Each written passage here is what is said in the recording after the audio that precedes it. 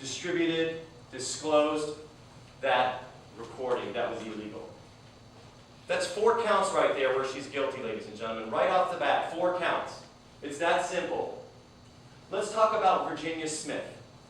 Virginia, we know that she was unlawfully recorded, or she was recorded by this defendant sitting right here. We know that because we've already established element 1. So the question is, was it a wire communication? Was her conversation with Virginia Smith a public meeting? No. Did Virginia Smith expect that it wouldn't be recorded? She said yes. And let me ask you this. Virginia Smith has had multiple conversations, met with the defendant before, multiple times. Never recorded before, never asked for her consent. She expected that it wouldn't be recorded. She figured it wouldn't. Is her conversation one, the circumstances justifying such expectation? Absolutely, ladies and gentlemen. You apply that yourself. Just because it's public business doesn't mean that it's something to be recorded. And the defense argues a lot that, well, everybody on these phone calls can discuss this stuff after. Everyone can talk about it. Well, there's a distinction. It's like comparing apples and oranges. Here's the distinction. You can have a conversation and you can leave and discuss that conversation. You can't have a conversation and record it. That's the distinction, ladies and gentlemen. Look at federal court. If you ever watch TV, you've seen federal court. You can't record and you can't do audio or video in there. But you're able to come out and talk about what you saw in there. You're able to draw pictures. Okay? Think about that. That's a good analogy to what we're talking about. These people may be able to talk about it, but it doesn't give them the right to record it.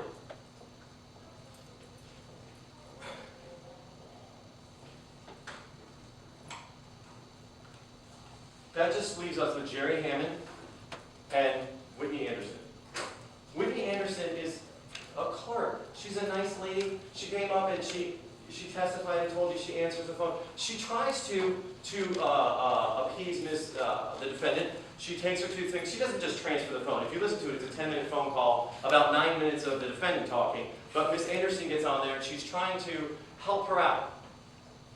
That is content. That is an A-U-R-A-L, oral. That is a voice. She intercepted.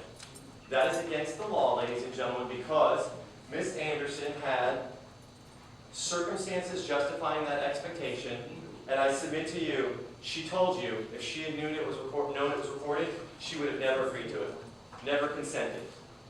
That's exhibiting an expectation. Plus, she was in a cubicle away from everybody else by herself. These are common sense things for you to weigh. Jerry Hammond. She's in the Capitol building in a place where no one else can go unless you're invited. She's in her private office. She talks to the defendant and the defense. It's pretty interesting how we take different perspectives of things. If you listen to the cross-examination of Ms. Hammond, remember the defense, Mr. Cooley, got her, and he's like, well, you didn't have any expectation or anything there. She's like, actually, I did.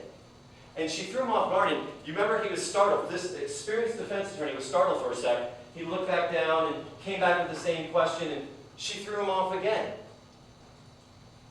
Their perspective is that the cross was some dynamite, and she gave him every element.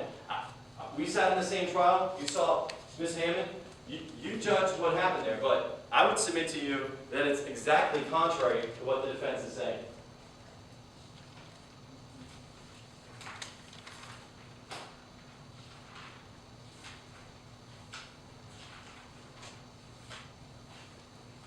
The defense argued to you, ladies and gentlemen, that Ms. Weeks was just doing the good for the public. She's just trying to solve problems. Well, that's not the whole story.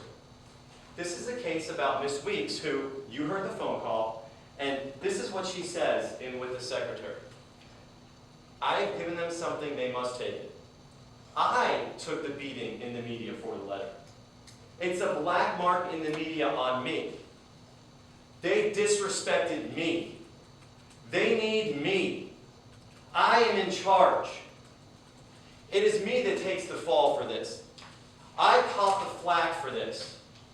They're not going to be disrespecting me. I'm not willing to get beat up in the media over this.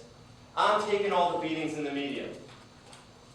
So when they try to say that it's all about the public interest, ladies and gentlemen, when you really break it down, it's all about Kimberle Weeks. And it's all about her concern for herself and how she looks. The defense attacked or tried to say that Phil Lindley misled the judge or didn't put stuff in.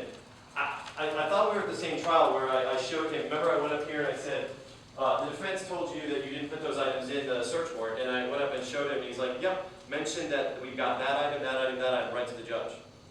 I'm not sure how that's, it just seems disingenuous to say that that's not what he said. We were all there. You can remember that yourself, ladies and gentlemen. I'm not going to tell you what to or not remember, but I submit to you, he said that. And do you think Phil Lindley was dishonest with you when he said he didn't see that sign? I mean, this is a guy who's been a law enforcement officer for a while. Is he a little bit older? I'm not trying to demean older people, but maybe he missed it. He didn't mislead anyone. He went in there and gave the information he had at the time. And at the end of the day, how is that really relevant? The fact that we're here on is those recordings that Kimberle Weeks made. Keep that in mind. Ask yourself, why are they trying to attack Phil Lindley?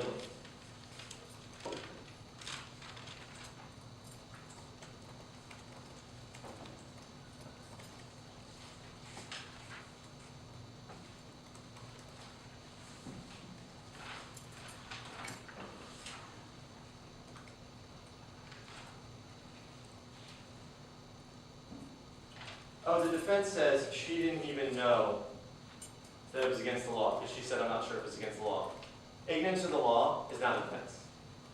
If I don't know it's not okay to kill someone, I can't just kill them. So keep that in mind. And the defense also touched a lot about criminal intent. There's this criminal intent. The intent element only goes... I object to that statement about ignorance of the law is no defense. The court is not going to give the jury any kind of jury instruction like that in this case. And that is correct. If it was to be interpreted by the jury as any kind of instruction on the law, you are to disregard it and only rely on the legal instructions provided to you by the court.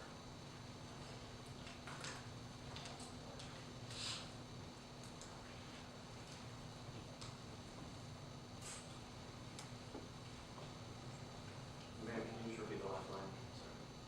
And the defense also touched along about the criminal intent. Yes, ma'am, thank you.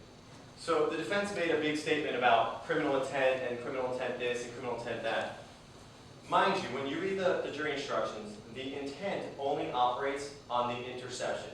Intentionally intercepted. So don't be confused and don't be led astray that this criminal element operates on everything. The criminal intent is to the interception. Keep that in mind. You read the jury instructions, you'll see, ladies and gentlemen.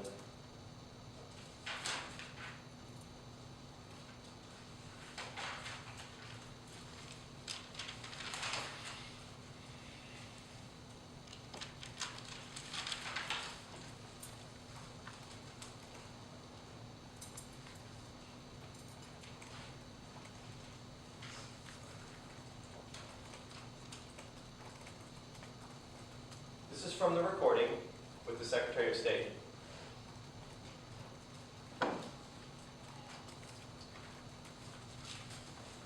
Conducted, they can come to me, and I'm willing to sit down and talk to them, but I will not entertain it in a public arena. Now that's it. The mayor of the city has said that's the only way they can conduct business is publicly, and that's absolutely untrue. I have county commissioners that come in here one-on-one. I send them. Ladies and gentlemen, I submit to you, Kimberle Weeks' words themselves speak volumes. Public business can be done in private. Her own words. Her whole defense here today is the whole trial that everything public is public. Well, her own words kill her, ladies and gentlemen. I object. Listen to those. Judge, I object to this construction of Mike Clay's statements. Her belief in what the law is not the law in this case. The court will instruct the jury on what the law is. And the state attorney's interpretation and argument is not to be taken by the jury as an instruction on the law. We appreciate the time we've taken the last 3 days, 4 days. Apologize. This case is important. And it's important for you to take your time, review the jury instructions, review the evidence in the case. And the state's absolutely confident, ladies and gentlemen. Once you do that, there'll be no doubt in any of your minds about count 1, count 2, count 3, count 4, count 5, count 6, count 7, there will be no doubt in your mind that the woman sitting right here, Kimberle Weeks, the defendant, is absolutely guilty of intercepting communications and also disclosing those. And we ask you, ladies and gentlemen, return a verdict.